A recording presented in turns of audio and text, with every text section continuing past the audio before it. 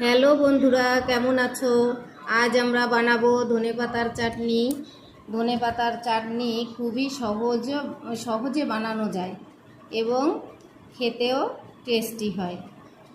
ধনেপাতার চাটনি বানানোর জন্য আমরা নিয়ে নিয়েছি কিছু ফ্রেশ ধনেপাতা। ধনেপাতাগুলি খুবই টাটকা এবং ফ্রেশ। এর সঙ্গে আমরা একটা লঙ্কা দিয়ে দেবো, 2 কোয়া রসুন, কয়েক টুকরো আদা আর অর্ধেক পাতিলেবু।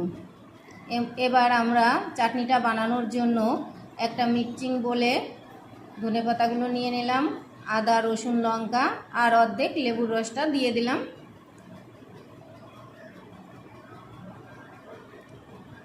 এবার আমরা স্বাদ মতন লবণ দিয়ে দেব আর একটু চিনি দিয়ে দেব।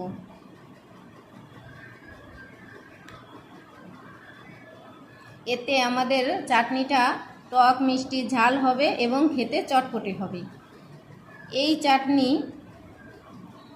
এই চাটনি পকোড়া, রুটি, পরোটা সব কিছুর সঙ্গেই খেতে খুবই ভালো লাগে এবং খুবই সহজে বানানো যায়।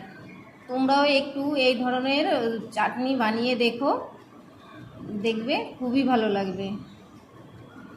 তারপরে খেয়ে আমাকে জানিও কেমন হয়েছে।